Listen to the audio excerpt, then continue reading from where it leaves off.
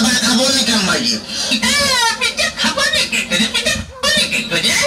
এত পর্যন্ত আমার জ্বালাতে জ্বালাতে আসতেছে, তাতে আমার সহ্য হচ্ছে, তুই বুঝতে পারতেছিস না? আসন তোর এই শাশুড়ি আর তুই বাবা পিঠে মানে এদিকে তো আগে মানে বাবা পিঠে বানাইছে তো ভারী মজা। শ্বশুর বাজারকে বিয়ে করেছেন? দেখ তো কথার ঢং, হ্যাঁ বিয়ে করেছে কিনা, বিয়ে না করে তোর দায়িত্ব কোনটি? হ্যাঁ আমারই তোরে তা কোথা কার আপনার কোনো ছেলে পেলে হয় নাই শ্বশুর বাজার?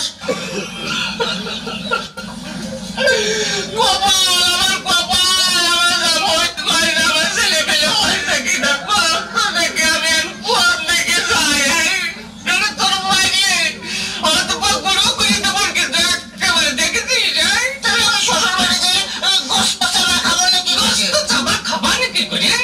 এই যে অবস্থা করতেছ তাতে তাতে তুমি বুঝতে পারছো না যে গোস্ত খাবা নাকি করে? তো মেয়ে বিয়ে দিয়ে আমি ছাই খাইছি, ছাই। ছাই খাতে গেলেন কে? আমার কাছে করলেই তো 10 কেজি চাল পাঠা দিতাম।